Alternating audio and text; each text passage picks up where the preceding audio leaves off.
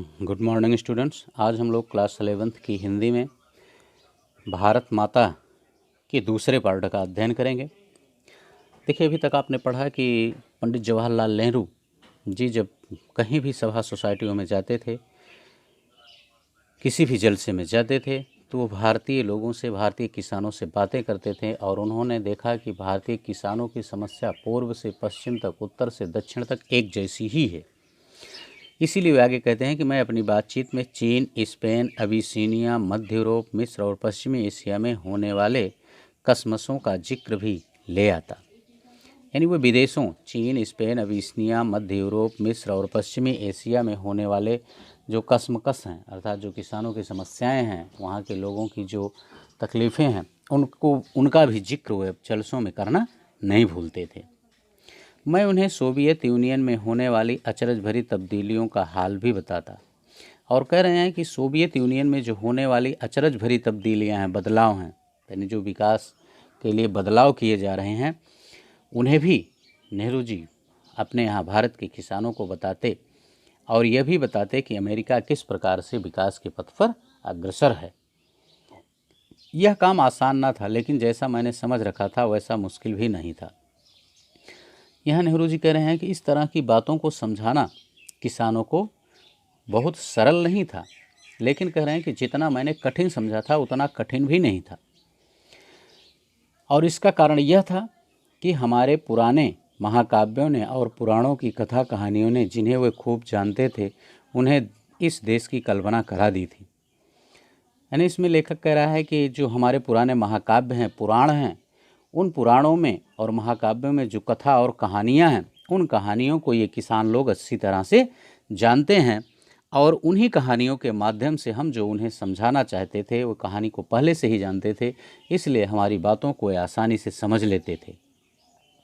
और हमेशा कुछ लोग ऐसे मिल जाते थे जिन्होंने हमारे बड़े बड़े तीर्थों की यात्रा कर रखी थी, और उन लोगों में से कुछ लोग ऐसे भी मिलते थे जो हमारे तीर्थों की यात्रा उन लोगों ने कर रखी थी, जो हिंदुस्तान के चारों कोनों पर हैं। यानी चारों धाम जो हैं, वो चारों धाम की यात्रा करने वाले भी उन किसानों के बीच में कुछ लोग मिल जाते थे जो हमारी बातों को और अच्छी तरह से समझ लेते थे, क्योंकि जब हम उस क्षेत्र का वर्णन करते थे, उस क्षेत्र की बात करते थे, तो वे भी बताते थे कि हाँ, वहाँ ऐसा है, ये सही कह रहे हैं। इसलिए लोगों को हमारी बातों पर और अधिक विश्वास हो जाता था।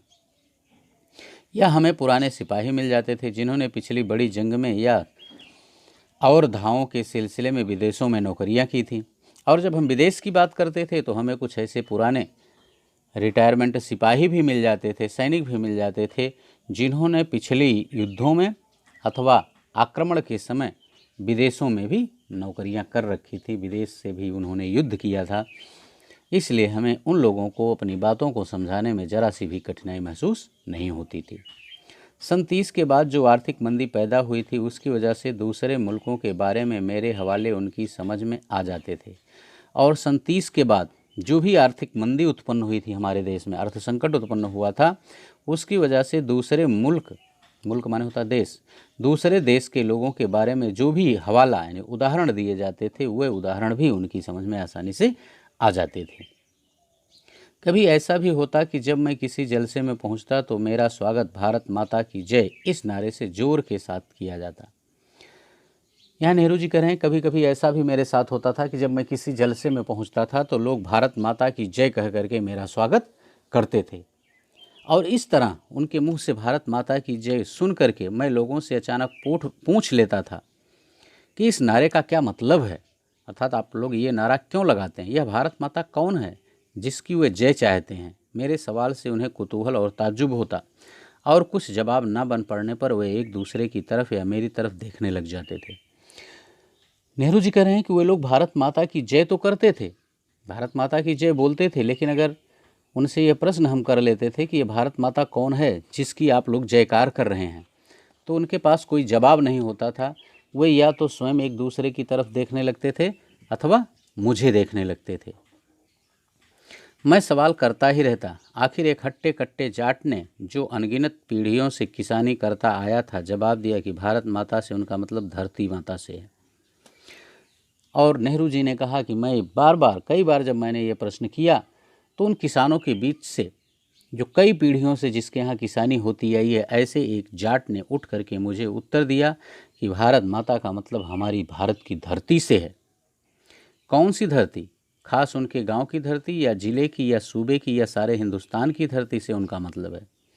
तो नेहरू जी ने कहा कि जब उन्होंने कहा कि हमारी धरती से है, तो मैंने उनसे फिर प्रश्न कर लिया कि आप किस धरती की बात कर रहे हैं? जिस गांव में आप निवास कर रहे हैं उस धरती की बात कर रहे हैं, या अपने गांव, पूरे गांव की धरती की बात कर रहे हैं, या अपने पूरे जिले की धरती की बात कर रहे हैं, या अपने सूबे की धरती, सूबे माने प्रदेश की धरती की बात कर रहे हैं, अथवा पूरे हिंदुस्तान की धरती की बात कर रहे हैं?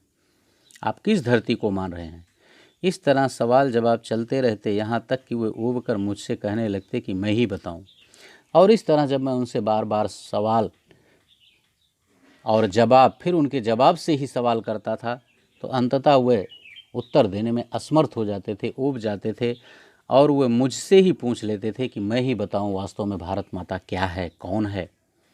मैं इसकी कोशिश करता और बताता कि हिंदुस्तान वह सब कुछ है जिसे उन्होंने समझ रखा है। और नेहरू जी कहते हैं कि जब इस तरह से मेरे ऊपर वो लोग थोप देते कि मैं ही उनके प्रश्नों का, अपने प्रश्नों का उत्तर दूं, तो मैं उन्हें बताता था कि वे जो कुछ भी समझ रहे हैं वह सब सही है और वह हिंदुस्तान है, लेकिन वह इससे भी बहुत कुछ ज़्यादा है। लेकिन वे जितना जानते हैं उससे भी ज़्यादा हिंदुस्तान है। हिंदुस्तान के नदी और पहाड़, जंगल और खेत जो हमें अन्न देते हैं, ये सभी हमें अजीज हैं। यानी हिंदुस्तान के नदी, पहाड़, जंगल, खेत, जहाँ से भी हमें अनाज मिलता है खाने के लिए, जीने के लिए हवा मिल रही है, हिमालय आदि पर्वत जो कि बर्फीली हवाओं से हमारी रक्षा कर रहे हैं, वर्षा के लिए बादलों को रोककर वर्षा करवा रहे हैं, वह सब हमारे लिए आवश्यक हैं, अजीज हैं, माने आवश्यक हैं। लेकिन आखिरकार जिनकी गिनती है वह हैं हिंदुस्तान के लोग, उनके और मेरे जैसे लोग जो इस सारे देश में फैले हुए हैं। और सिर्फ इतना ही नहीं, इस हिंदुस्तान में निवास करने वाले जो सभी लोग हैं, पूरे हिंदुस्तान में जो फैले हुए हैं, भारत माता दरअसल यही करोड़ों लोग हैं। और भारत माता की जय। यही करोड़ों लोग, नदियाँ, पर्वत, जंगल, जो कुछ भी हैं, ये सब भारत माता है। और भारत माता की जय का मतलब इन लोगों की जय है। अर्थात जब भी हम भारत माता की जय बोलते हैं तो समझिए हमने पर्वत, नदियों, वनों, पठारों और भारत के करोड़ों लोगों की जय कहा है। मैं उनसे कहता कि तुम इस भारत माता के अंश हो, एक तरह से तुम ही भारत माता हो। और मैं कहता कि इस तरह से अगर करोड़ों लोग भारत माता हैं तो उन करोड़ों लोगों में से एक तुम भी हो, इसलिए तुम भी भारत माता के अंश हो। और अगर एक तरीके से इस तरह से देखा जाए तो तुम भी भारत माता हो। और जैसे जैसे ये विचार उनके मन में बैठते, उनकी आंखों में चमक आ जाती, इस तरह मानो उन्होंने कोई बड़ी खोज कर ली हो। और जब नेहरू जी कह रहे हैं कि जब ये बातें उनके मन में बैठ जाती थी तो उन्हें बड़ी प्रसन्नता होती थी, और वो इतने प्रसन्न होते थे कि जैसे उन्होंने कोई एक नई खोज कर ली हो। अर्थात एक नई जानकारी का जुनून, नई जानकारी का जो तेज होता है, उत्साह होता है, वो उनकी आंखों से झलकने लगता था। ओके बच्चों, बस इस पार्ट में ही इतना ही। अगले पार्ट में हम इन पाठ पर आधारित प्रश्नों का अध्ययन करेंगे।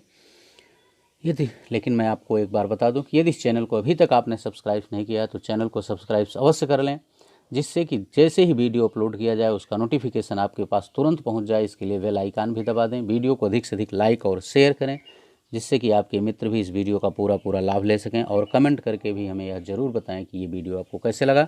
Okay, thank you. इसके अगले भागों का अध्ययन हम अगले पार्ट में करेंगे।